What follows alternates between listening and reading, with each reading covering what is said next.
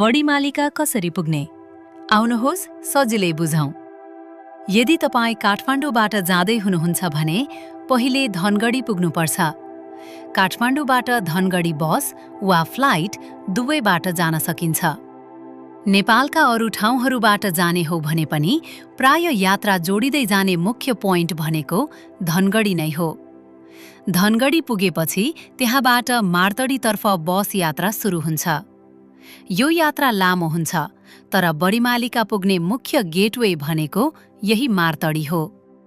मार्तडी पुगेपछि गाडीको यात्रा सकिन्छ अनि सुरु हुन्छ बडीमालिकाको वास्तविक पदयात्रा। यो ट्रेक सामान्यतया 3 दिनमा गरिन्छ।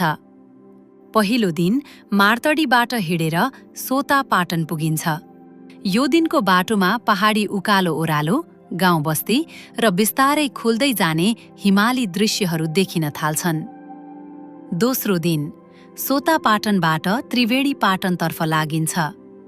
यही भागमा यात्रा अझ रमाइलो हुँदै जान्छ, किनकि खुला पाटन, हरियाली भूभाग, चिसो हावा र टाढासम्म फैलिएको पहाडी दृश्यले यात्रालाई अझ विशेष बनाउँछ।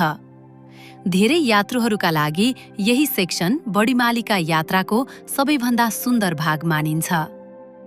तेस्रो दिन त्रिवेणी पाटनबाट अन्तिम उकालो पार गर्दै बडीमालिका पुगिन्छ।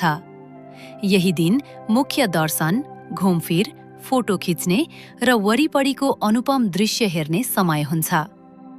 त्यसैले रुट छोटकरीमा यस्तो हुन्छ: काठमाडौँ, धनगढी, मार्तडी, सोता पाटन, त्रिवेणी पाटन, बडीमालिका।